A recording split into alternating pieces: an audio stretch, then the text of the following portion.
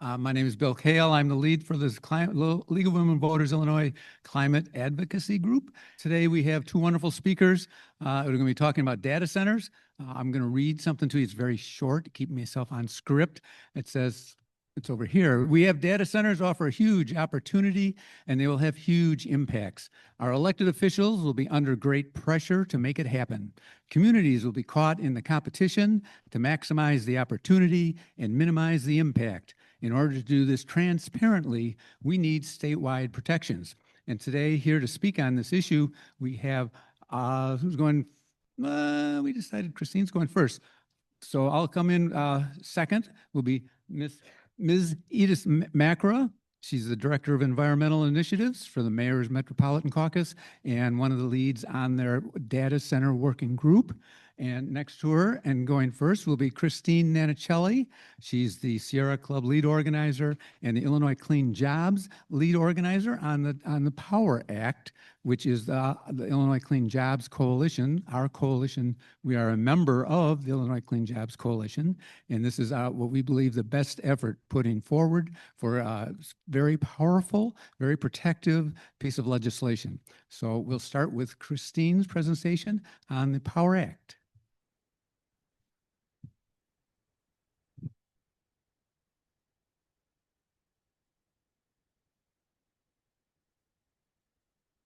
How about now? Okay, how we doing? First, thanks so much for having me. It's really exciting to be here. Christine Nannicelli with Sierra Club Illinois. I work predominantly in the power sector and also work in close coordination with many partners within the Illinois Clean Jobs Coalition. And I'm gonna show you guys a quick, this coalition formed in 2014, if I'm not mistaken. The League is a part of it, many different organizations across the state. And we came together about a decade ago, really to make sure that we were fully maximizing our grassroots power, as well as our policy expertise, to really enact bold, progressive, leading energy bills in the state of Illinois. And since then, we have done that time and time again with the first passage of the Future Energy Jobs Act in 2016, the Climate and Equitable Jobs Act in 2021, most recently, the Clean and Reliable Grid Affordability Act this past October. And now we're pushing to get thank you. And many folks really helped play a critical role in moving that legislation forward. It has been precedent setting in a lot of ways. We've seen elements get replicated in other states and at the federal level as well. So our next big task here is data centers. And before I dig in, I do want to say also how much the League has been an important part of the work that I've been a part of at Sierra Club since my first candidate forum that the League hosted in Lake County. I don't know if Mary Matthews is here. Mary, okay, all right, excellent. Blown away by that first candidate forum that I saw. And since then, having worked with Becky Simon and many others in Naperville, and of course, Bill, brother Bill here, an excellent ally for quite some time. So if there is, you know, I'm a little partial to Sierra Club, but man, if there's any other organization out there that is a worthwhile use of your time to, it's going to be the League. No question. You guys are serious about power. You know how to get things done. And it shows right here, coming out on a Saturday. So that's why I said yes to a Saturday afternoon presentation because it was with the League. It was with the League. I said, okay, I'll do this one. Okay, so let's talk data centers. First off, what is a data center? That has come up a lot. You know, we've been hearing about them in the news, but just simply put, this is a building that houses significant amounts of IT infrastructure, servers, storage, networking hardware, to make sure that we are able to run the digital world. So it's not just artificial intelligence. We'll talk about hyperscalers here in a second, but how many people have Netflix? I have a sneaking suspicion my 6-year-old daughter is streaming something right now at home. So this is very much a part of our digital world, and that is an increasing need for them across the country and the world. With the rise of generative AI like ChatGPT, we're seeing more and more demand for computational power that is needed, and the growth of what are really now called hyperscalers, where we are seeing massive, massive data centers that are needed to power some of these types of operations, the Metas, the Googles, the Amazons. So there's many different types of data centers, but the emergence of these larger hyperscalers are becoming of critical interest and presenting a number of both opportunities as well as challenges. And I think it's worth noting, Illinois is a major top target for data center development in the country for a lot of different reasons. We have a strong power grid. We have major metropolitan areas. We have a strong fiber optics network. We have access to water, a great workforce. A lot of different reasons why this is the case, and is likely to continue being the case. And we need to know, how do we handle this influx of demand and development in a responsible and sustainable way? So just to talk very quickly, high level, about some of the impacts, and you're going to hear some more of the details and real life experiences from Edith next. But the thing I keep hearing about from legislators, from mayors, from residents, from organized labor, the two big benefits: economic development for short-term construction jobs.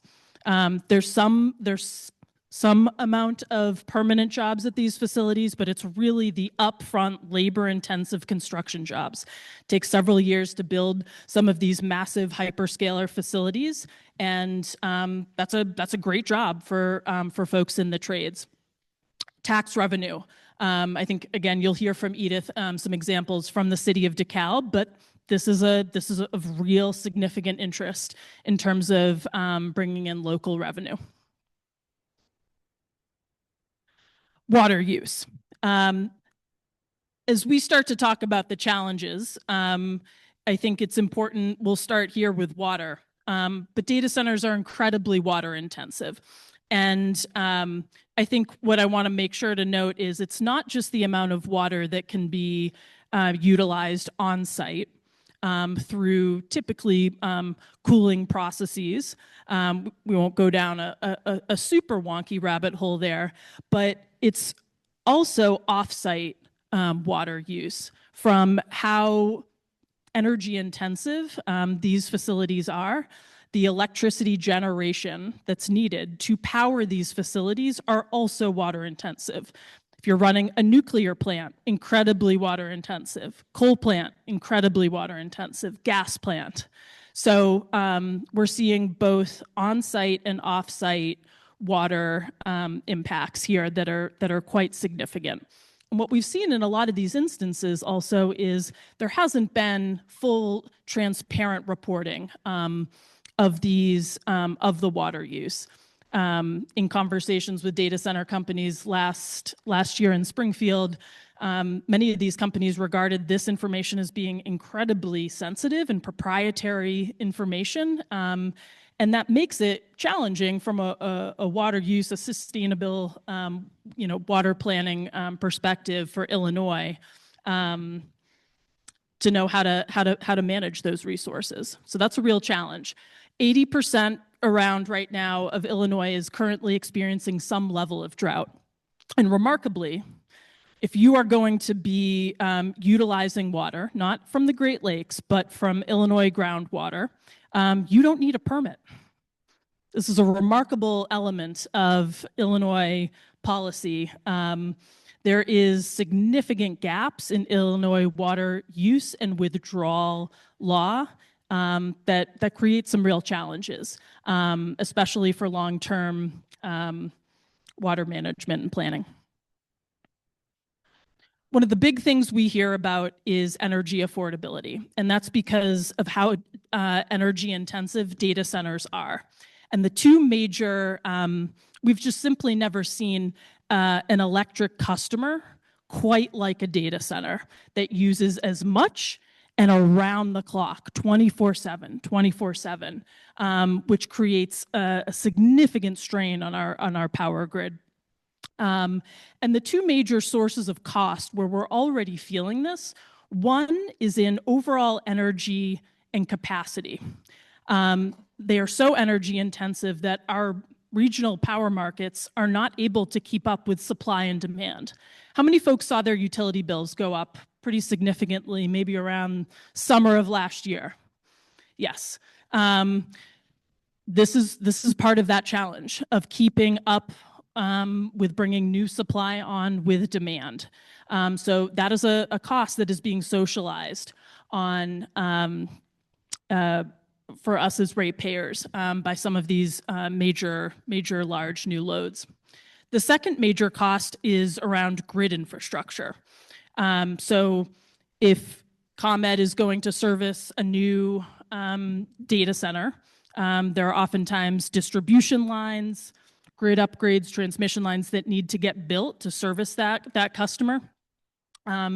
Many of those costs can be socialized onto customers. And so we're really looking to make sure that we can close some of these costs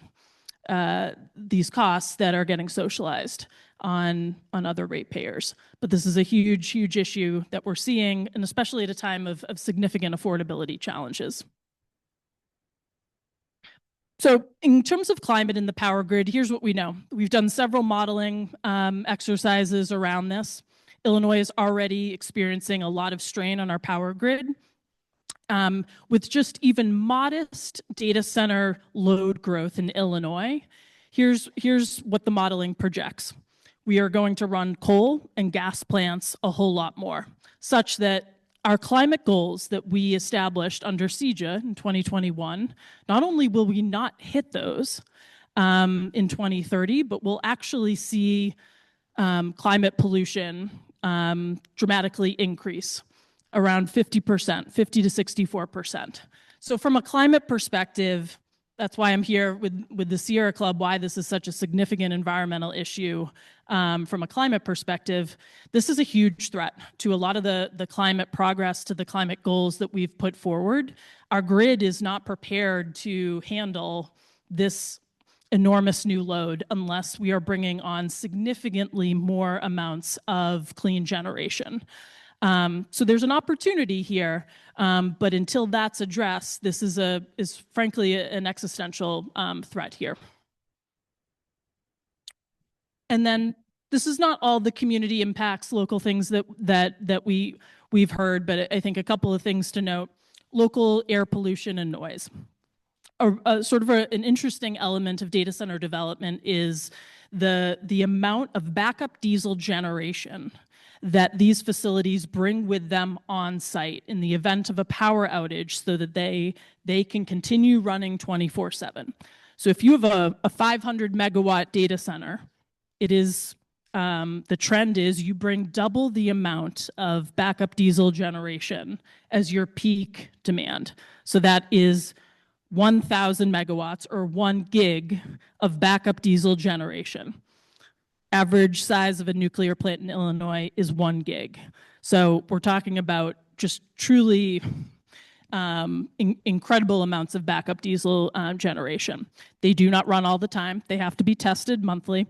But when the power outage does occur, these guys go and they go on full blast, and they are noisy. We have heard firsthand examples of this from the city of Aurora. And they also, if you're burning diesel, that's going to create significant spikes in local air pollution.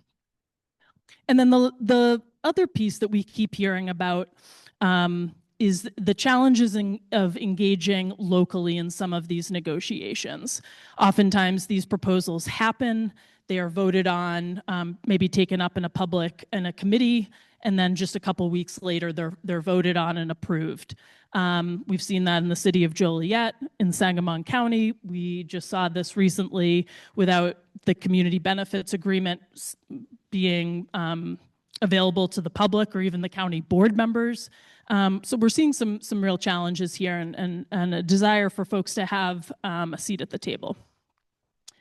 And then lastly, what's going to happen to the future of data centers? There's a lot of market speculation here, a lot of interest, certainly from the financial world in this, but there's a question mark. How long can this last? And that's why, when we think about the long-term aspects of this, we need to think with a lot of intentionality. If a company goes belly up in a couple of years, who's left holding the bag on some of the different costs that are associated with that? What happens to a facility if at the end of its life? How is it decommissioned? So these are some of the things to be thinking about. And I think the good news is we can take action on this at both the state and the local level, but it requires a whole lot of intentionality. It's going to require, certainly at the state level, and local level, having a lot of organized power to demand certain key protections in place. There's a lot of interest in data center development. You'll hear from Edith about that. And the economic opportunities are very compelling for a lot of folks. And so we're going to need to make sure that we are really speaking up to make sure critical guardrails are in place. That's why Illinois Clean Jobs Coalition has proposed the POWER Act. We have just had a lobby day this past Wednesday in Springfield that we are pushing that has really 3 critical pillars to it. One, making sure that data centers pay for 100% of their costs. On the energy and capacity side, they bring 100% of their own power through clean, new generation. On the community side, they're responsible for participating in transparent community benefits agreements and making sure that they are not signing non-disclosure agreements or confidentiality agreements. We need to be having these kinds of conversations out in the open so that folks can really weigh the costs and benefits and make sure concerns are being heard as communities choose to move forward to seize these opportunities. And on the water side, full transparent reporting with water efficiency standards and practices. And finally, starting to take some steps forward on our water use policy gap by actually creating a new water use permit for data centers that we think can be built and brought to bear for other major industrial users. So I think we're cautiously optimistic. There's a lot of interest in this topic in Springfield. We need more co-sponsors. We're going to have a heck of a negotiation with a lot of very powerful interests, but the more people that speak out and the more that folks are advocating for these policy protections, I think we can make some progress. And then just lastly, I think on the local engagement side of things, a couple of things to flag. I think there's the transparency on public engagement that we are really strongly encouraging folks to consider. Encouraging your local municipalities to not sign non-disclosure agreements or confidentiality agreements so that we can have these conversations out in the open. Making sure that there is baseline data being put forward so that as you are going through a public review process with your local zoning board or committee, we're having questions answered at the outset around how much water are they planning to use, from what sources, how many backup diesel generators are planning to be on site, those types of things. And making sure that we're really convening a lot of public meetings with advance notice and times accessible to working families. In many instances, we didn't see this as much as we would have liked. And there's a couple pictures from the city of Joliet where folks feeling very frustrated with how that public process went in moving from a public notice from May 5th to ultimately getting voted on just a couple, I think it was maybe two and a half weeks later. The full city council ended up approving that. 30% are Latino. There's no materials in Spanish. This is in an area that's already overburdened with industrial pollution that does not meet federal air quality standards. And then ensuring local protections are in place. I think Edith will talk about this a bit more, but local municipalities and counties have a fair amount of power. And so folks should use that. And there's different ways to go about considering that. I think the city of Aurora is a great example where they approved a data center, started to have some negative experiences with local residents, and then they decided let's hit pause, passed a short-term moratorium. We're going to investigate this. We're going to get some public feedback, and they came back with some new zoning regs and protections that tackle a number of different issues that we spoke about. So I think there's a way to do it in a way that is thoughtful and rational. But we need, I think, a lot of folks demanding transparency and to have a thoughtful conversation through that process, so that communities can really maximize the benefits if there's of interest and make sure those concerns are addressed. So I'll pause there and maybe turn it over to Edith, and then I think we can open up to some Q&A.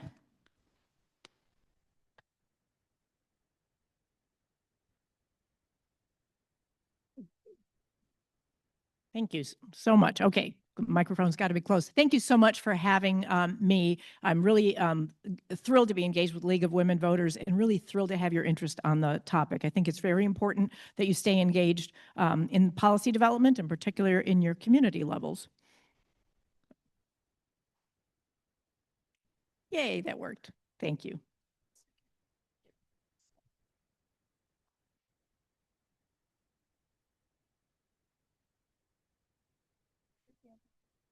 I think it's pointing there. Beautiful. Okay. There we go. All right. So a little bit about the Metropolitan Mayor's Caucus and why we're here, why we're doing this. It was following the template from Christine's slide. Metropolitan Mayor's Caucus is a not-for-profit council of governments. We have 275 municipal members in Northeast Illinois. And our goal is to empower and support municipalities and municipal leaders to improve the region's quality of life. We are not an environmental organization, but I am the environment director, and we have some pretty impressive accomplishments on sustainability. We created the Greenest Region Compact. It's 10 years old, and it is the largest regional sustainability collaborative for municipalities in the country. We have 165 municipalities that agree to a certain set of sustainability goals. Mayor Kevin Burns, the Environment Committee Chairman for the Metropolitan Mayor's Caucus, is here. He and I presented on the Greenest Region Compact. Thank you. At an issues forum a few years ago, and we've really grown since then. We also have leadership on climate. The Mayor's Caucus led the first regional climate plan for the Chicago metro region. We worked with the National Oceanic and Atmospheric Administration to do that. And then we have, there have been 2 more climate plans at the regional level that were just completed with, in cooperation with the CMAP, Chicago Metropolitan Agency for Planning.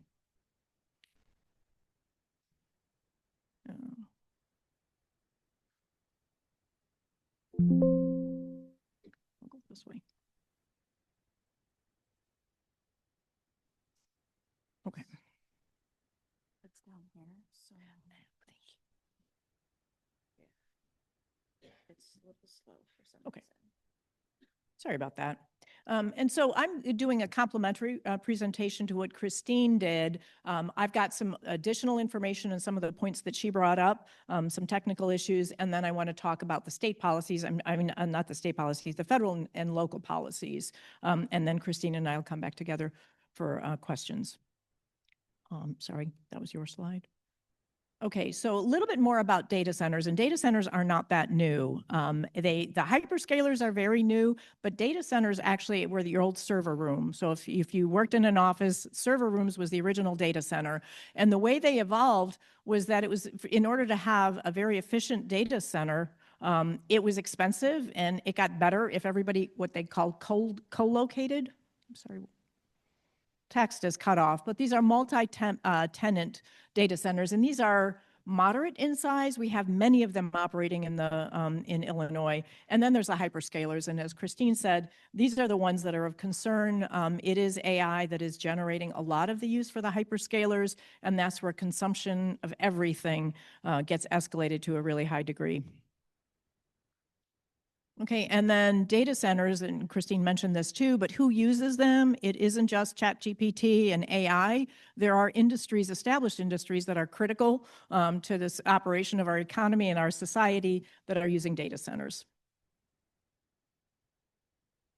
And then Christine showed this map too for Illinois, but just regionally, which is really interesting to look at why Illinois is at number 5, concerns about Illinois being number 6 from the data center developers. But Illinois is a really hot spot for it.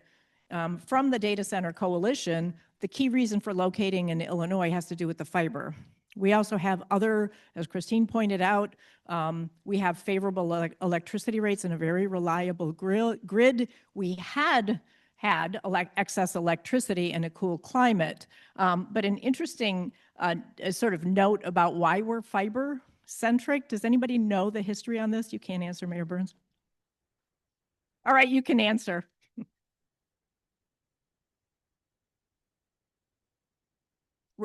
Railroads.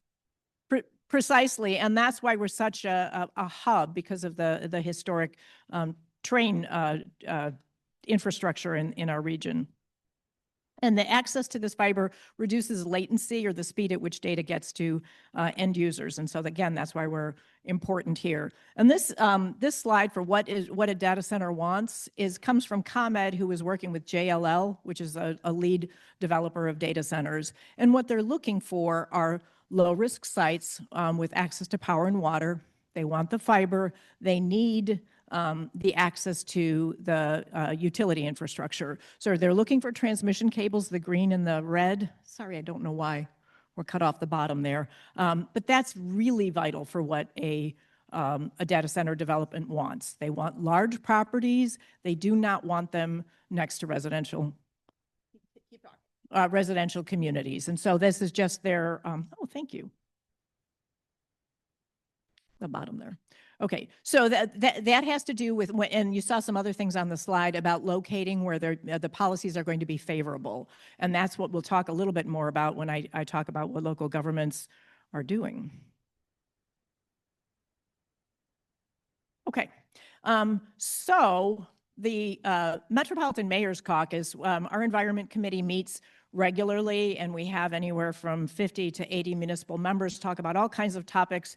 And in September, we're like, we should talk about data centers. And we had a nice conversation about data centers, and then basically all hell broke loose on data centers. And so what Christine is talking about is there's some urgency to not only the planning, but the response to it, because the data centers are coming on so quickly.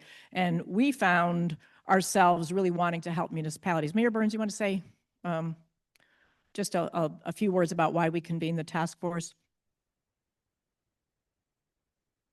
If there's any takeaway today, it's all hell broke loose.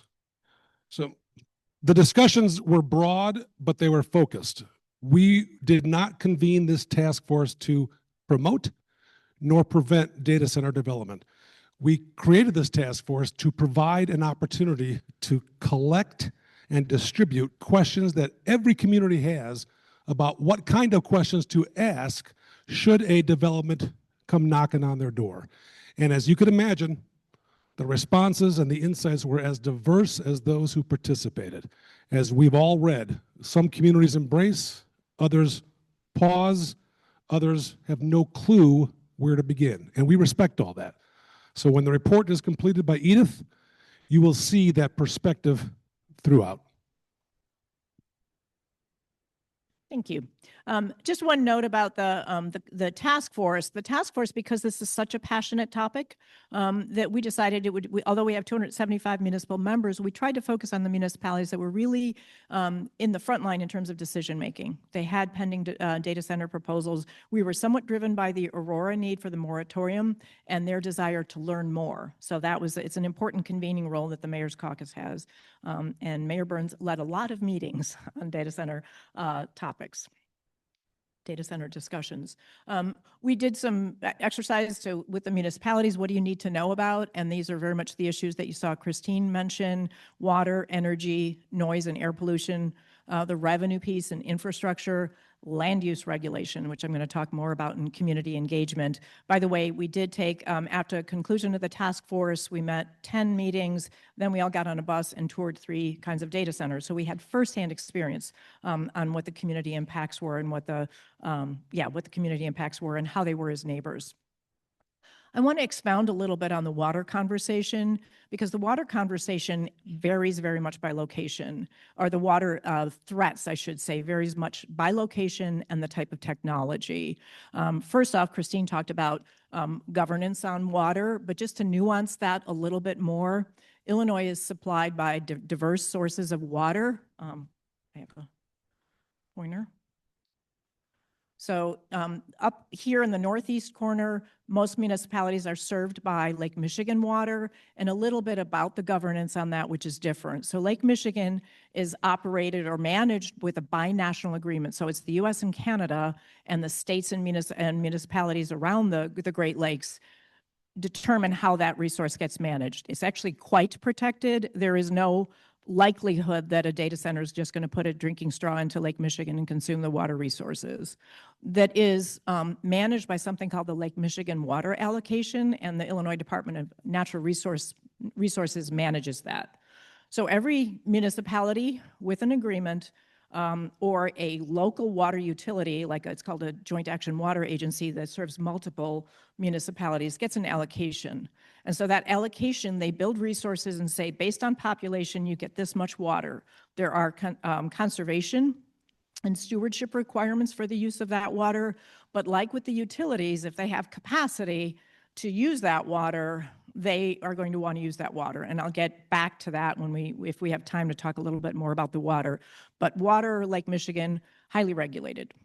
On the river and groundwater, Christine's right, not regulated. So if you're using one of those sources, which are most likely to be finite, particularly the ground sources, that's why I have a picture of the water aquifers there. If those are finite, the ability to recharge is not going to happen in our lifetime. So once you sort of pull down that water supply, it's gone. So outside of the Lake Michigan areas where most water use is most of concern.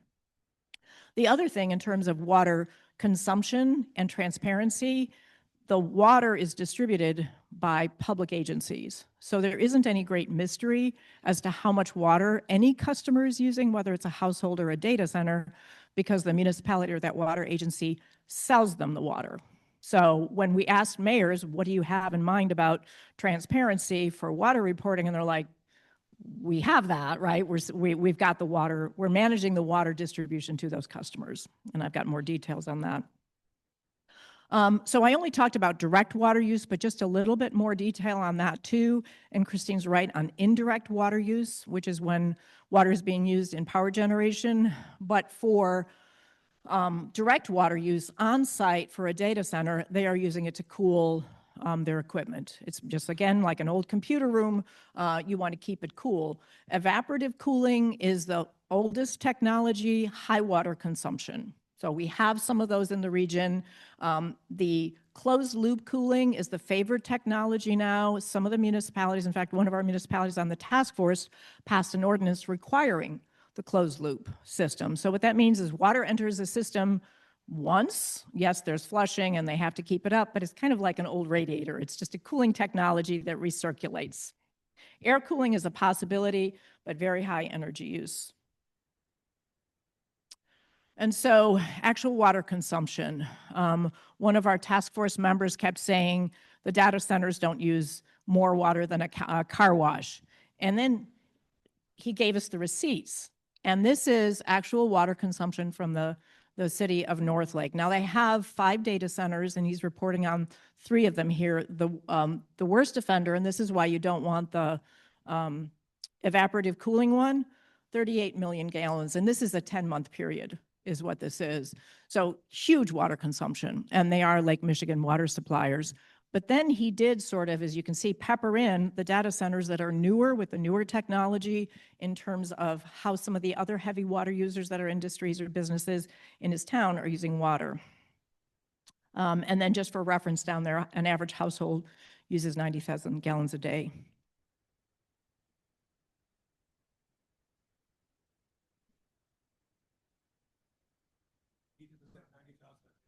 I mean, I'm sorry, a year. Geez, thank you. Is that why the muttering was like, not a date? No, turn off your shower. You've got to like,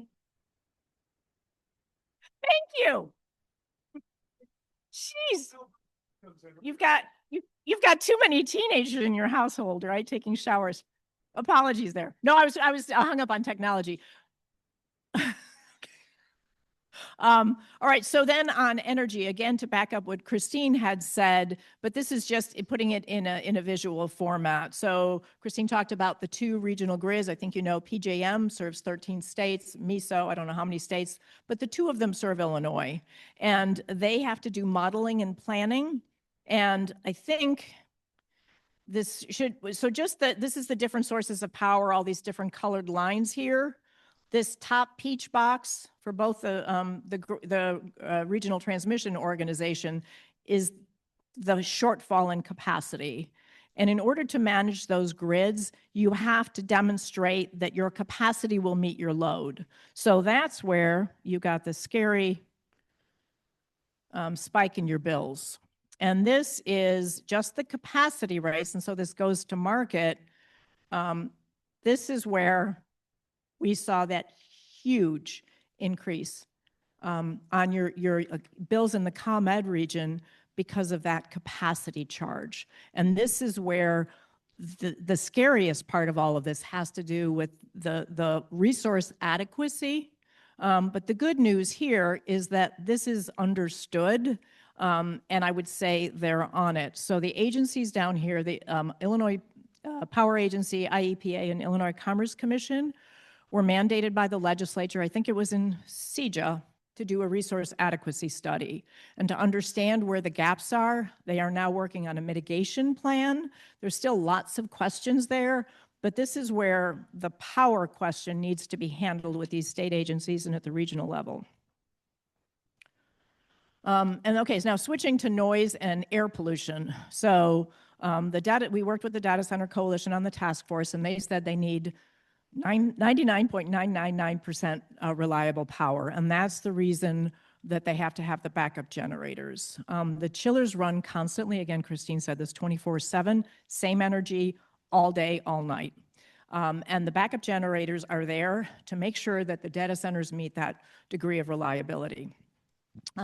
However, the diesel generators are managed under the Clean Air Act. So the Illinois EPA administers Clean Air Act compliance in the state of Illinois. So any development that is going to be using portable generators or backup generators, non-truck related diesel consumption, have to get a permit from the Illinois EPA, and they do have consideration for environmental justice communities. So I get alerts that I've signed up for every time a permit is pulled impacting an environmental justice community. I get an email. So in terms of the transparency, it is managed at the state level in compliance with Clean Air Act. There's a little more reason to be concerned in a slide coming up. So that's just what they look like. And when we started doing this in September, I didn't know what a data center looks like. Now I know what they look like. So what you're seeing on the top in yellow are the chillers.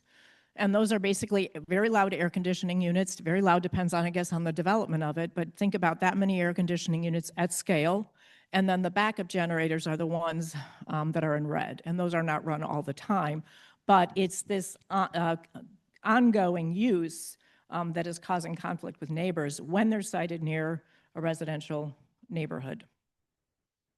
Okay, so now switching to impact for communities and on the revenue side. So again, our task force looked at all impacts from revenue. And there are multiple sources of revenue that is potential for a municipality depending on what services they provide. Property taxes are a big one, sales tax in certain instances, a municipal utility tax, that's revenue that a municipality gets for electricity consumed in their boundaries. Water supply revenue, potentially wastewater revenue if they're operating a wastewater utility, and then infrastructure investments that they can leverage in the way of a community benefits type agreement for a municipality. And then, so this is one of the examples that we wanted to use. Again, this is a member of our task force. The mayor of DeKalb negotiated agreements to develop a meta data center in DeKalb. And we talked a lot about the tax impacts on that one. And as a result of this relationship with Meta over a 5-year period, the municipality, the homeowners, I should say, the property owners have seen an unprecedented increase in their EAV, or equalized assessed value. And then as a result, the city, in cooperation with the other agencies like the school boards and other taxing bodies, negotiated how they would adjust to this increased revenue for the city. And what they decided to do was raise the tax levy, meaning there's more revenue coming in overall, but reduce the impacts on the community. So this is the mayor reports, this negotiated DeKalb region tax levy had dropped from 11.5% to 7.9% in 5 years. And then so additional was that the school district received more money. They're actually able to build a new school. We heard this also in, what other community was talking about new school? Yorkville. And the conclusion is that the tax bill for homeowners went down. And I want to point out that DeKalb is an environmental justice community. So when you're considering whether or not you want to steer the development at the state level away from environmental justice communities, think about the impacts on the property owners, the homeowners. And then this is leveraged investment. And so this is what is being called a community benefits agreement, although there can be a lot more to it for a community benefits agreement. But this is a small municipality in the south, Manuka, which is considering a very large data center development. And this is what they reported is all of the agreements that the Equinix data center was going to invest in their community. For what they're actually looking at is building new water infrastructure to bring Lake Michigan water into the city just to meet the needs of the data center and to benefit the municipality that has not been on Lake Michigan water. This is related to that investment. And then the community investments are additional, you can see, for revenues that are spread throughout different assets in the community. And then on the comment of community engagement, the municipalities, these are two communities that have been in the news for data centers, and I wanted to, I don't think I grabbed the screenshot of them having bilingual outreach materials. I think it was Aurora that had outreach materials in 2 languages. But Joliet had a very long process for engagement. This is from their website, and I didn't go back several months over all the documents that they had made available to the residents. They had, and this is a picture of an open house that they had at Joliet Junior College, where everyone had an opportunity to meet with various, the water utility, the data center developers, the plan commission, to better understand what was happening in their community, as well as, was it 14 hours of public testimony, which you sat through most of, right? I made it through 6 hours of it. A lot of passion there. Aurora, both of them have dedicated websites, and this is just the process for the development of the policy in Aurora. And they started, the reason for a moratorium, while that may be celebrated as something good to do, I will show you the reason to have a moratorium is if you're not ready. But they started with a moratorium with the admission that we don't know how to handle this onslaught of requests in our community. So then they had a public engagement process. They worked, created a task force internally, worked with us for that. Ours was not a public-facing engagement process at the Mayor's Caucus, but we supported City of Aurora's engagement. That's Christine's slide. Sorry. All right, so now I'm going to switch gears a little bit, and I'm going to get into the federal policy, and I'll talk about what we're doing at the local level in terms of policy. And I won't spend time on this because we've had a bad morning talking about some of the realities. But I just, the federal government is all in on AI and all in on data centers. And the reason that I wanted to flag that in bold is this is a statement from the the US EPA website that wants to streamline reviews under the Clean Air Act. And the reason that I say that is there might be more of a need for regulation at the state level if we're seeing a rollback, because I said that Right now, our diesel generators are regulated by the Clean Air Act, enforced by Illinois EPA. That may change.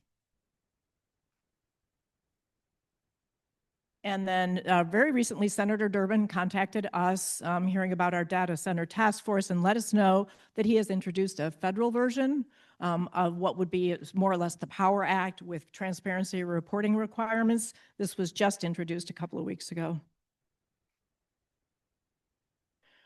Okay, so now I want to talk about land use policies as local response. And this is now, you know, all the concerns that we have, but here's how local governments manage a decision to make a data center. And again, I've got Mayor Burns here to back me up if I get something wrong, but just basics on municipalities. Municipalities have unique land use authorities, and municipalities guide development through a comprehensive plan and zoning regulations, which guides what gets built and how it gets built.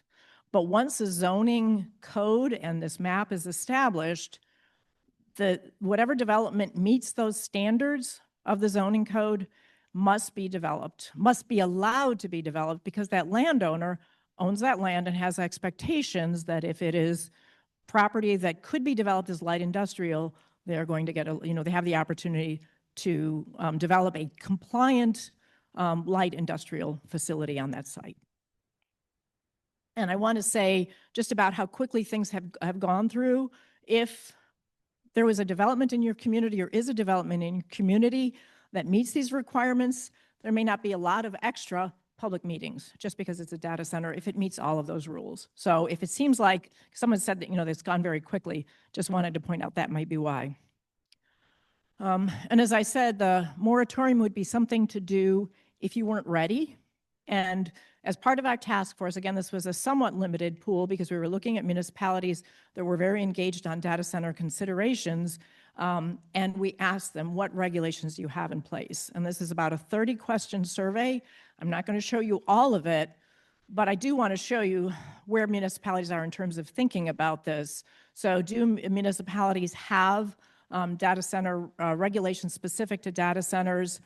50% have something in place already. You can see the numbers there. Another 10% are using other development processes that are working, and 35% have nothing, or I think this was Aurora at the time of the survey, or a couple of other words that are working on it. So for the most part, municipalities aren't as vulnerable as you might think in terms of being prepared for data center development.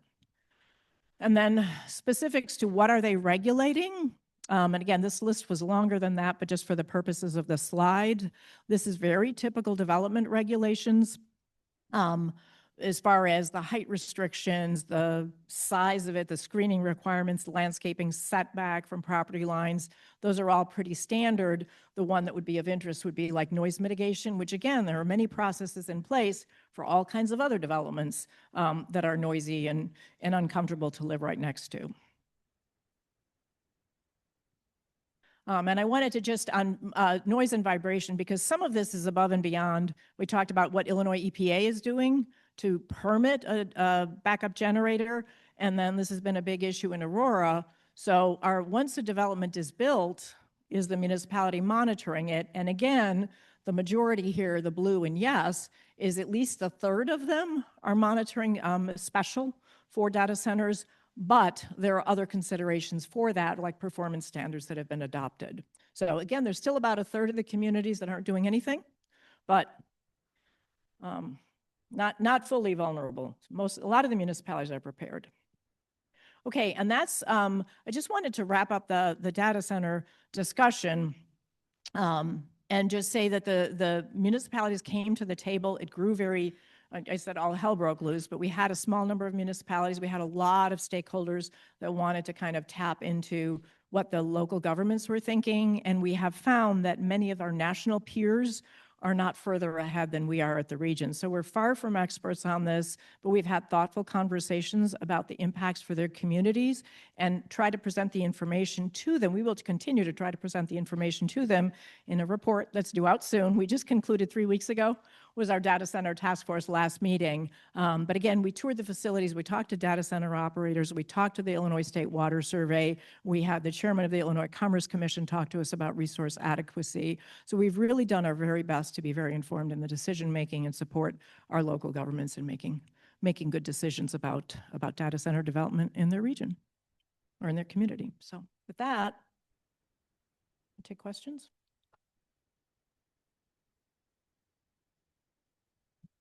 And that is it. Yeah. Or do you want to? Am I on? I'm on. Do we have questions? I see people lining up on the left. Questions from the, We do have online. one from online. Go ahead. Does the discharge water from data centers have potential to pollute drinking water supplies such as Lake Michigan?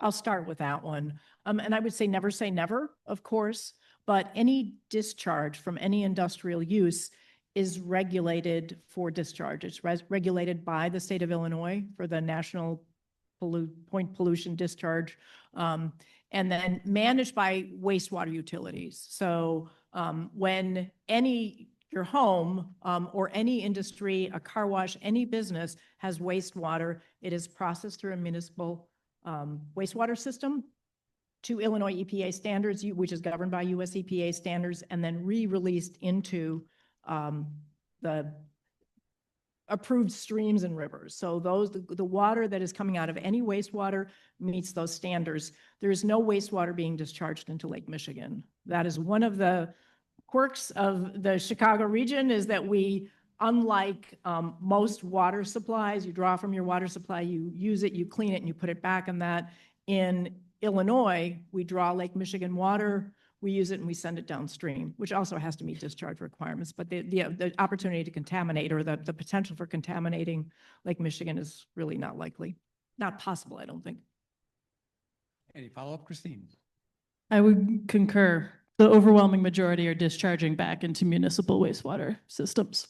So, but they do not require, you wouldn't have access to what's called a NIPDES permit under the Clean Water Act if you were discharging directly into a major body of water. Start with the right with a question. Go ahead. Hi, so I consider myself to be pretty pragmatic. And when it comes to what I'm telling people is the most advantageous to do when it comes to like serious issues like this, to me, it makes the most sense to tell people, instead of a lot of like my friends who will argue back and forth on social media about don't use AI, use AI, like instead of engaging in those, you know, frivolous arguments, it would make more sense and more impact for them to perhaps donate to coalitions and advocacy groups that can make change at the governmental level, which probably will have a much bigger impact than just arguing on social media, or, you know, get involved themselves.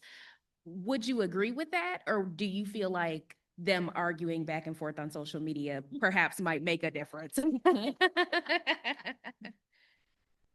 You know, and there was a lot of criticism. And again, the 14 hours of the Joliet hearing that we went through, there was so much distrust of the development, and a call for where's the what are the water you're using.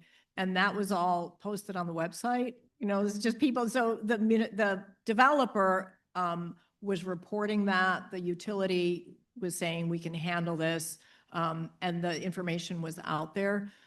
But what we heard at a lot of those hearings is there's still a distrust of the reason for the data center. Probably that seems to be part of, I mean, a very, very big part of what is coloring the conversation on that. So I would agree with you. And I don't know what coalition, potentially Christine would have something more to say about the coalition to support, you know, for that kind of information. I don't know where that would go, but like any issue, and I don't have to tell this group here, is engage at your community. And if this is of something of concern to you, is make sure to understand what the development process is and find out what the local government has in place for safeguards. One of the task force members was the city of Chicago, and they said, I told you, if something fits the zoning code and the rules that you have to develop it. Well, they categorized data centers as an office building. Because again, back in the day, these were server rooms. So what's the big deal until you scale? And so that kind of an oops is a little bit of what happened to Aurora. It's like we don't have a special category for it, so we don't manage it differently than we would an office building or a warehouse. So that kind of nuance in terms of the municipal preparedness is just something you might look into. Before you get, really excited about it, you should also look at whether or not your municipality is likely for development for a data center. And that's why we need to have every community at the table if they're landlocked and if they don't have the capacity or the resources for a data center, you don't really part of the conversation. They are, as Christina's map pointed out, most of them are moving outside of the metro region or into existing industrial land uses or industrial zones. Bill has kindly teed up a QR code, I believe, through the league with how you can engage with the Power Act legislatively. But yes, I agree. I think it's important to know where are decisions being made. They're not happening too often over social media. Your legislators are making decisions, and your municipal governments and county governments are making decisions. And we all should have a much better command of where those land use decisions are happening. We are permitting too many data centers, and we're not permitting enough new clean energy projects across the state so that we can better keep pace with demand. We got to engage in those conversations, and everyone should know who's on their local zoning committees. That makes sense. Thank you. I think we're going to have to finish with one more question on the left up here. Thank you all for your presentations. I've been hearing about water reuse on the state level and that there's restrictions in Illinois on the state level based on statute. Is that something that's being addressed to look at, or is that not an issue? Because that's one of the things that I've heard raised is that we have restrictions in state law on water reuse. I'm not up to speed on that. So my knowledge was that there had been issues in terms of gray water reuse and that there was a problem with the plumbing code that wouldn't allow that gray water reuse, which is of course not supportive of water conservation. I'm not up to speed on whether it's still an issue. Does anybody else know? I am not aware of any. This has been a major gap at the state level from all the conversations we have had with the governor's office, with state legislators. Okay, and then, so that might be something we need to look at, right? In terms of data center use. And then the last one is, what is the status of the legislation? And is labor supportive? Great question. So right now, I think our bill is not going through the traditional legislative process. It is a leadership priority. So I think we are anxiously awaiting for stakeholder negotiations to begin. Those haven't begun yet, but we have begun holding subject matter hearings, started for the first time this week, one in House Executive, one in Senate Exec as well. And I think there was a lot of good conversation. Labor, this is one of their top priorities to build data centers. They are very excited about these jobs.